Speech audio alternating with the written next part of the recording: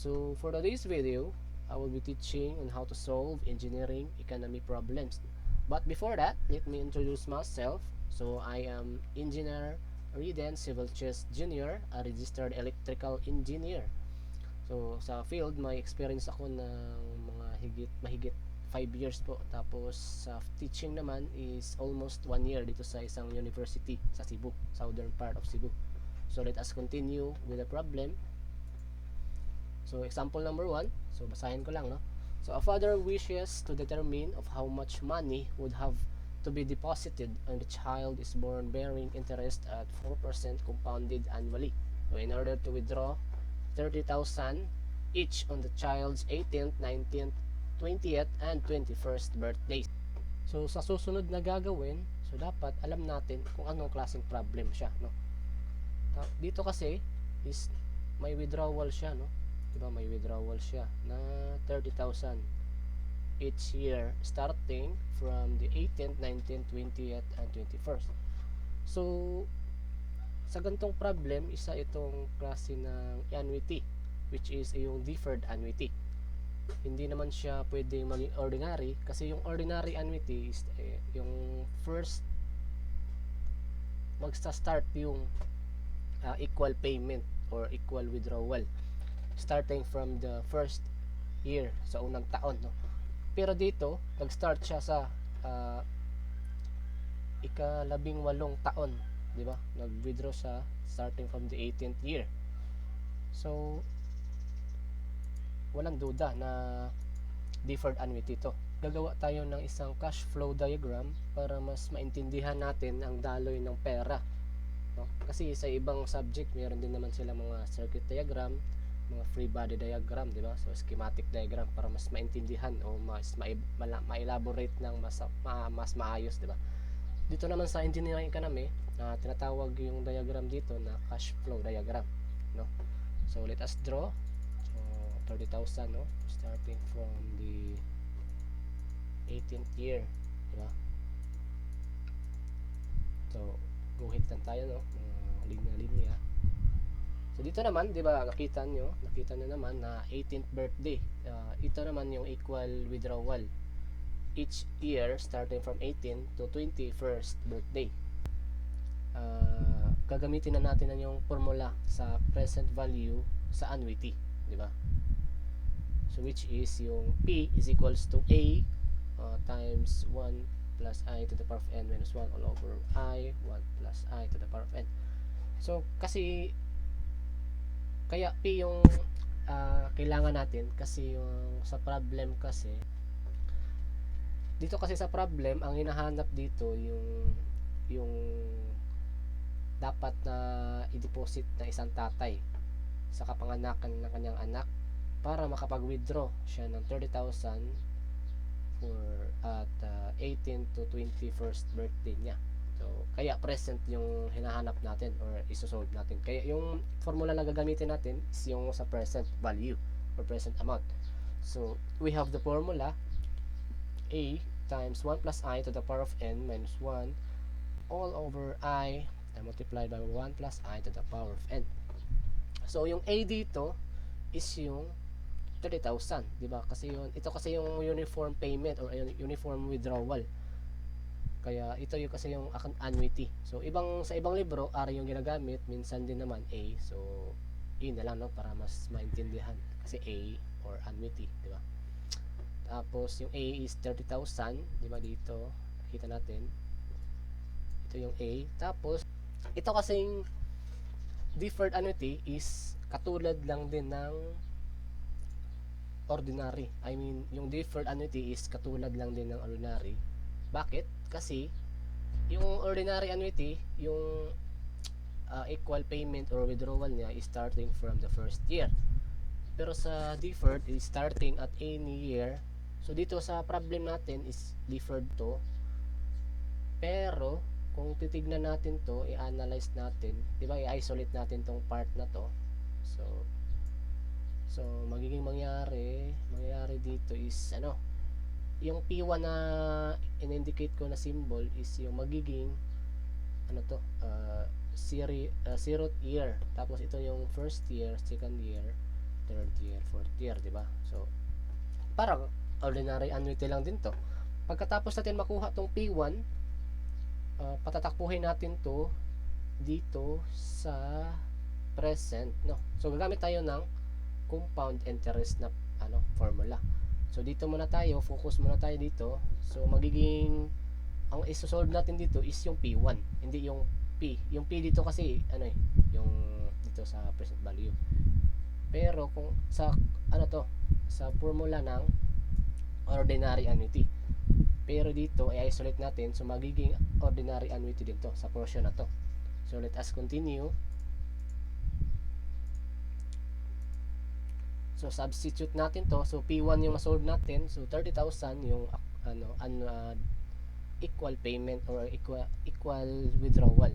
Tapos yung 4% annually, so dito. Tapos yung years naman, kung ilang taon na nag-withdraw sa uniform, di ba? So ilang taon siya? So 18, 19, 20, 21. So 4 na taon na yung end dito, yung years, number of years. Minus 1 all over 0.04. So magiging P1 natin dito is 108,896.8567 pesos. Dapat importante yung yung units ha. Huwag natin kalimutan yung units kasi mananagot tayo sa instructor natin dyan, no? Lalo na ako instructor ako sa mga unit, diba? Tapos pagkatapos nun, P1 yung na-solve natin. Hindi pa yan yung hinahanap ng problem.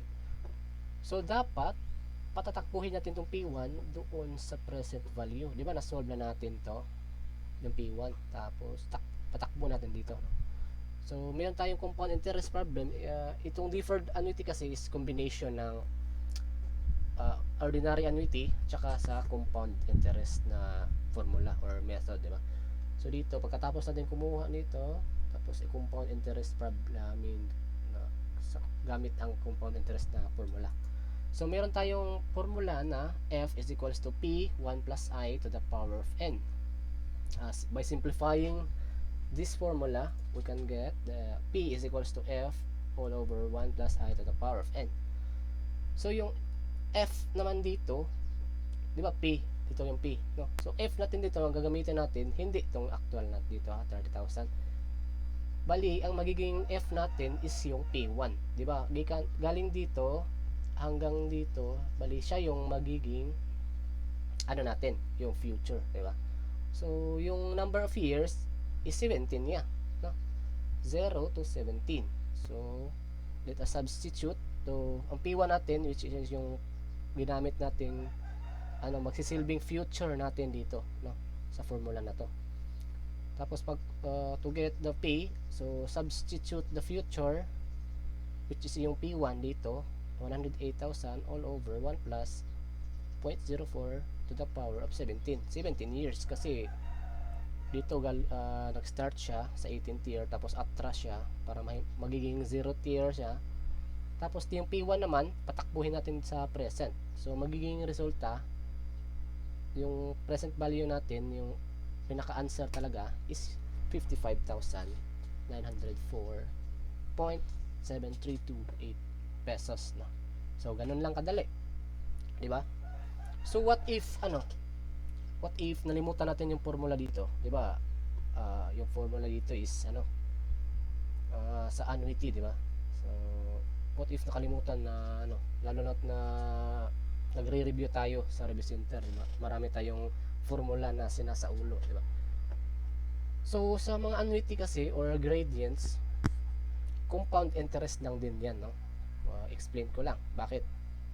Kasi sa we will be solving another method by using the compound interest. So gawa tayo ng gawa tayo ulit ng cash flow diagram.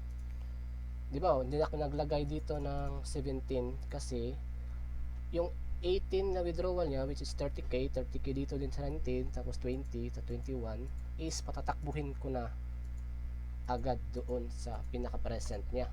So bali magiging resulta niya is maging 4 na yung future amount niya. So 30k k dito sa 18th, 19th, 20. So patatakbuhin natin to, no? Alam naman natin na yung future formula is f is equals to p multiplied by 1 plus I to the power of n. So by simplifying the formula, we can get the p is equals to f, so 1 plus I. Kaya nalagyan ko ng indication na f1, f2, f3 at saka f is ano to, bali magiging future ng p, no, future amount ng p dito. So bali apat na withdrawal niya, kaya ang magiging resulta is ito na, di ba? Yung magiging present total niya, di ba, apat, no? Apat, F1, F2, F3, F4. So magiging taon na dito sa F1, so syempre 18 years. Tapos dito naman 19 years, tapos 20 years naman dito, di ba? So 20, 21, no? So substitute lang. So 30,000. In case lang to ha na malimutan natin yung formula, di ba? Pero mas maganda talaga pag alam natin yung formula ng annuity, which is madali lang naman yon. Ano lang to, alternate solution pag nalimutan ba, kasi minsan ako din mismo mas maraming formula na sasaluhin is hahanap na lang talaga ako ng ibang way para ma-solve ko yung isang problem. Tapos dito back to the problem ha. So tapos dito yung 30,000, syempre yung uniform withdrawal. So dito naman, so yung answer is same lang din yan. So walang problema pag nalimutan natin yung formula. Pero pag 100 taon naman to, tapos 100 to, no, hanggang 100 to, tapos 30,000 rin, mas mataas yung gagawin natin dito, no, di ba? F1 at apat to, di ba? So magiging resulta is magiging komplikado na. So mas mainam talaga na alam natin yung annuity na formula. So dito naman, so, same lang din naman to, no? So ganun lang kadali, di ba? So kung meron ka natutunan sa video na to, so please follow my Facebook account and see you next video.